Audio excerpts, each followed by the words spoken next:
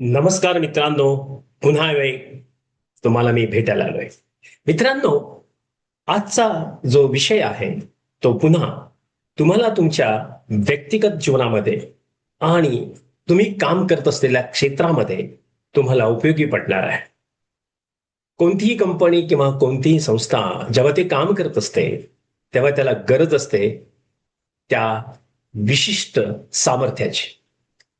अर्थात आर्थिक सामर्थ्य तर हवंच असतं, परंतु तेच काही सर्वस्व नसतं. खरं सामर्थ्य संस्थेच्या बदलांशी ज्या ज्या बदल घडतात संस्थेमध्ये किंवा अंतर्गत बदल आणि बाह्य बदल यांच्यामध्ये जी संस्था, जी कंपनी जुळवून घेते किंवा ते स्वीकारते आणि ती स्वीकारण्याची क्षमता त्यामध्ये असते, अर्थात तो व्यक्तिगत उद्योजक असेल किंवा त्याचा तो संपूर्ण व्यवसाय असेल. संकटामध्ये त्यानं कशा पद्धतीने खंबीर उभा राहतो आहे आणि ती संस्था त्या पद्धतीने कशी खंबीर उभा राहते हे आपल्याला पाहायला मिळतं. कारण ही एक ऍटिट्यूड आहे, ही एक वृत्ती आहे आणि ती अत्यंत आवश्यक असते. कारण तुमचं खंबीरपणा हा गुण अत्यंत महत्वाचा असतो. स्पर्धा तर ही मार्केटमध्ये आहे, बाजारामध्ये आहे. मग या स्पर्धेमध्ये आपण नवीन काय करू शकतो आणि प्रत्येक वेळी आपल्याला बदल करावा लागणार आहे. पहा, अनेक लोक आपापल्या पद्धतीने व्यवसायामध्ये नाविन्य आणत असतात आणि त्या नाविन्य आणण्याच्या त्यांच्या कलेला किंवा त्यांच्या त्या वृत्तीला खऱ्या अर्थानं स्वीकारलंही जात. अर्थात तुम्ही जेव्हा खऱ्या अर्थानं एक नाविन्य आणता, एखादं इनोव्हेशन आणता, त्यामध्ये तुमच्याकडे ती ताकद पाहिजे. हे मी आणलेले नाविन्य जे आहे हे स्वीकारलं गेलं पाहिजे आणि त्यासाठी तुम्हाला प्रभावी सहकार्याची गरज असते आणि त्यातून तुमची संस्कृती दिसते. त्यासाठी तुम्हाला योग्य मार्गदर्शक लागतो, त्याचप्रमाणे योग्य कर्मचारी लागतात आणि योग्य सिस्टीम ही लागते. आणि म्हणून ज्या संस्था बदल स्वीकारतात आणि अडचणीतून शिकतात त्या संस्था दीर्घकालीन शाश्वत यशाकडे खऱ्या अर्थानं मार्गस्थ असतात आणि त्याची ती एक प्रकारची पायाभरणी असते. मित्रांनो, आव्हाने ही अडथळे नाही येतात, लक्षात ठेवा. कारण ती तुमची क्षमता, तुमची संस्कृती आणि तुमचं नेतृत्व अधिक मजबूत करण्यासाठी असतात. म्हणून अडथळे यांचं स्वागतच करायला पाहिजे.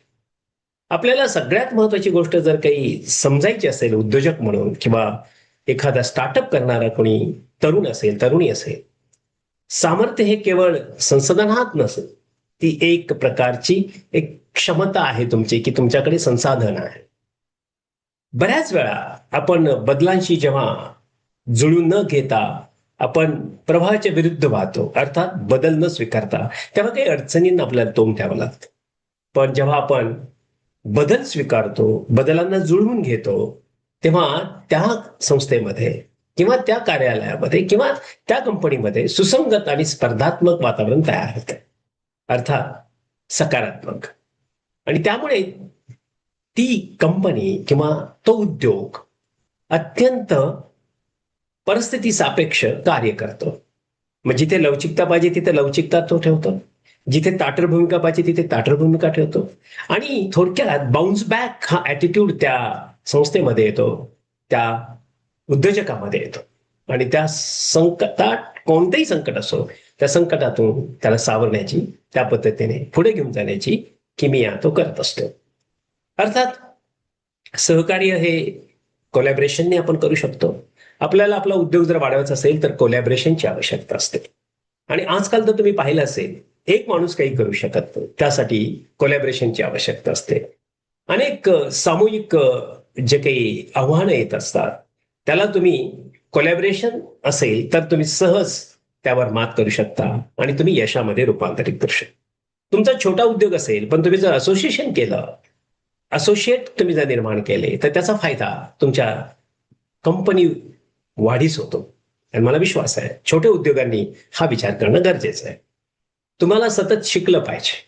बऱ्याच वेळा असं वाटतं एखाद्या उद्योजकाला की मी काय शिकलं पाहिजे, मला तर सगळं आहे. नाही मित्रांनो, नवीन नवीन गोष्टी तुमच्या उद्योगासंबंधात घडत असतात, तर त्याची तुम्हाला माहिती असणं आवश्यक आहे. आणि नवीन करणं अर्थात तुमचा विकास करणं आहे. आणि म्हणून मित्रांनो, जे कोणी सर्वार्थानं योग्य लोक आहेत, त्यांची तुमची संगत उत्तम असली पाहिजे. आणि तुम्ही सतत शाश्वत सुधारणाकडे गेलं पाहिजे. तुमची मजबूत संस्था कधी होईल? जेव्हा तुम्ही प्रत्येक अडथळ्यावरती खऱ्या अर्थानं पर्याय शोधा आणि विकासाच्या संधी म्हणून त्याला तुम्ही कन्व्हर्ट करा किंवा त्याचं रूपांतर करा. तुम्हाला एक मी गोष्ट सांगू इच्छितो. एका गावात दोन उद्योग होते, अर्थात दोन वेगवेगळ्या प्रकारचे उद्योग होते. आणि त्या उद्योजकांकडे, त्या दोघांकडे चांगली यंत्रसामुग्री होती, पुरेसा निधी होता, मोठी बाजारपेठही होती दोघांना. अचानक बाजारामध्ये मध्ये बदल झाले. अर्थात बाजार हा बदलत असतो, मार्केट बदलतं. ग्राहकांच्या गरजा बदलल्या, स्पर्धा वाढली आणि आर्थिक मंदीचं सावट आलं.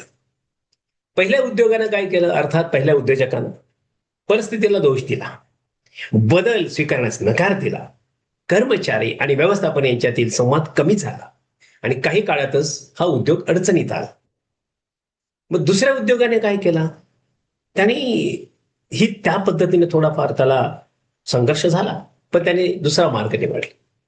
त्याने बदल स्वीकारला, नवीन कल्पनांना त्यांनी प्रोत्साहन दिलं.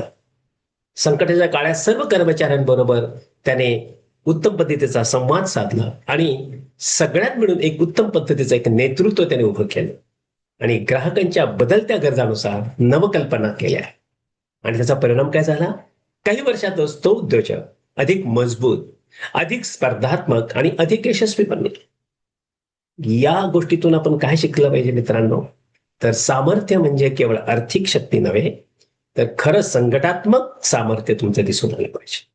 टीम ही तुमची दिसून आली पाहिजे, तुमचं युनिटी तुमची दिसून आली पाहिजे. म्हणून बदलामुळे तुम्ही जुळवून घेण्याच्या क्षमतेमध्ये वाढ करता आणि संकटामध्ये खंबीर राहण्याची वृत्ती तुम्ही निर्माण करता. मित्रांनो, स्पर्धेत तुम्ही जेव्हा नवकल्पना आणता, तेव्हा तुम्हाला एक धैर्य प्राप्त होतं आणि त्या आव्हानामध्ये तुम्ही एकत्र काम करण्याची संस्कृती निर्माण करता. आणि अर्थात अशी संस्था मजबूत संस्था होते. म्हणजे अर्थातच वादळात टिकणारे झाड तेच असते ज्याची मुळं मजबूत असतात मित्रांनो. तसेच आव्हानामध्ये टिकणारी संस्था किंवा कंपनी तीच असते तिची अंतर्गत सामर्थ्य मजबूत असतं. तर काय मित्रांनो, आजचा विचार तुम्हाला निश्चितच आवडेल. तेव्हा तुमची अंतर्गत सामर्थ्य वाढवा.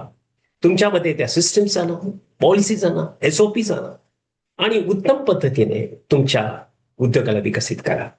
जर तुम्हाला आमच्याकडून काही मदत हवी असेल, मार्गदर्शन हवं असेल, तर संपर्क साधा. 7768981355 7768981355 हा आमचा नंबर आहे. आम्हाला विश्वास आहे की हा व्हिडिओ तुम्हाला आवडेल. तुम्ही लाईक करा, सबस्क्राईब करा आणि इतरांना शेअरही करा. धन्यवाद मित्रांनो, तुम्ही मला ऐकत आहात त्याबद्दल आणि मला प्रोत्साहित करत आहे त्याबद्दल. थँक्यू.